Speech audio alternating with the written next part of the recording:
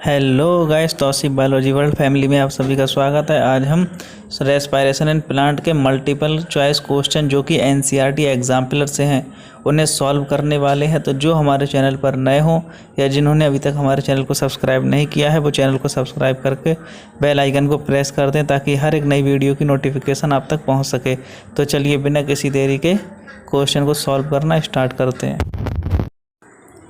देखिए, पहला क्वेश्चन है the ultimate electron acceptor of respiration in an aerobic organism is. इसमें देखिए साइटोक्रोम तो इलेक्ट्रॉन कैरियर है, हाइड्रोजन तो खुद इलेक्ट्रॉन के साथ ही चलता है जो कि NADH2 पर NAD+ पे जाता है, ग्लूकोज रिएक्टेंट है रेस्पायरेशन का, ऑक्सीजन ही होता है जो कॉम्प्लेक्स 5 पर इलेक्ट्रॉन को कॉम्प्लेक्स 5 पे लेकर के वाटर बनाता है और प्रोटॉन लेकर के। तो इसका अल्टीमेट इलेक्ट्रॉन का एक्सेप्टर हुआ ऑक्सीजन। दूसरा क्वेश्चन है phosphorylation of glucose during glycolysis is catalysed by. देखिए ग्लाइकोलिसिस में कहीं भी कोई भी रिएक्शन हो, जहाँ कहीं भी फॉस्फोराइलेशन होगा वहाँ पर एंजाइम काइनेज ही लगेगा।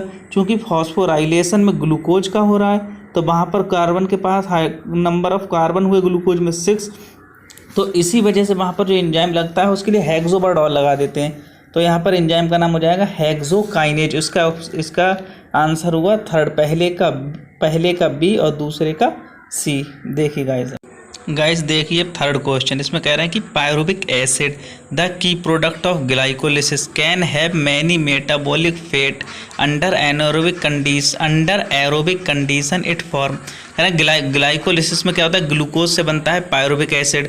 तो यहाँ पर पायरुविक एसिड के कह रहे हैं पायरुविक एसिड के बहुत सारे रास्ते हैं, वो कहीं भी जा सकता है।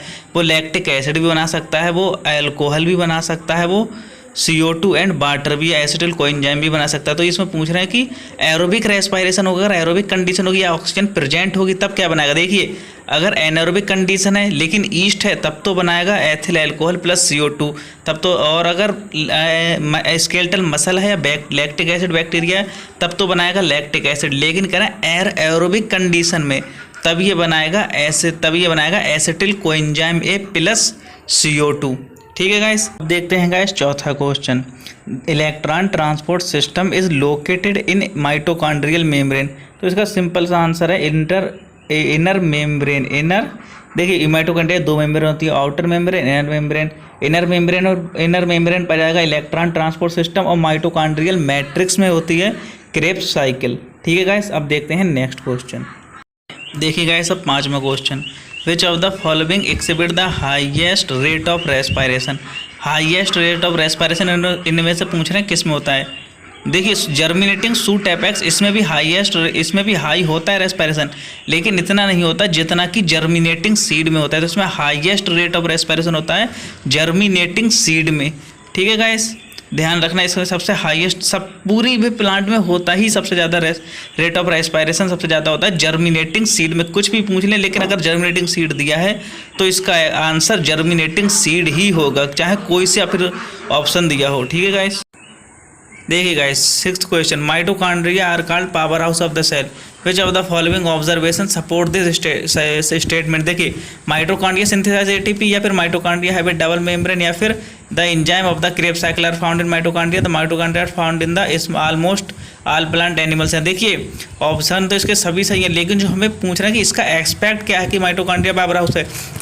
तो देखिए माइटोकॉन्ड्रिया ही तो एक ऐसा सेल ऑर्गेनेल है प्लांट के अंदर जहाँ पर ATP बनते हैं, इसीलिए माइटोकॉन्ड्रिया को power house of the cell कहते हैं। तो इसका ऑप्शन होगा फर्स्ट, माइटोकॉन्ड्रिया सिंथेसाइज ATP। ये क्वेश्चन सिक्स्थ का आंसर होगा A। देखिए गाइस अब देखते हैं seventh question, the end product of oxidative phosphorylation क्या होता है। तो मुझे NADH, ऑक्सीजन, ATP या ADP प्लस वाटर।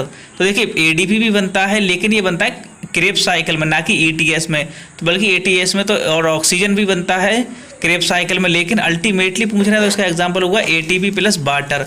क्योंकि अगर CO2 होता तब इसका आंसर इसमें CO2 और जुड़ जाता, इसलिए अगर वो नहीं दिया तो इसका आंसर होगा ATP प्लस वाटर। देखें गाइस अब देखते हैं एर्थ क्वेश्चन, इसमें मैच करा रहे हैं। तो देखिए कॉलम फर्स्ट को कॉलम सेकंड से मैच करते हैं। मॉलिक्यूलर ऑक्सीजन एक हाइड्रोजन एक्सेप्टर होता है, इलेक्ट्रॉन एक्सेप्टर होता है साइटोक्रोम C, पायरुवेट डिहाइड्रोजिनेज जो एंजाइम होता है वो पायरुविक एसिड को एसिटिल कोएंजाइम में चेंज कर देता है, एक CO2 निकालता है।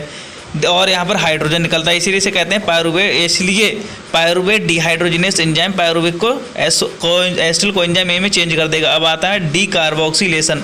डीकार्बोक्सिलेशन देखिए, see alpha keto glutaric acid का डीकार्बोक्सिलेशन पहले और 2 बार होता है। ऑक्सैलोसक्सेनिक एसिड से बनता है alpha keto glutaric acid. Oxalosuccinic acid में होते हैं 6 कार्बन और अल्फा कीटो ग्लूटारिक एसिड में होते हैं 5 कार्बन। तो यहाँ पर एक CO2 निकलता है, तो यहाँ पर होता है डीकार्बोक्सिलेशन। ठीक है गाइस, तो यहाँ पर क्वेश्चन 8 का आंसर होगा ए।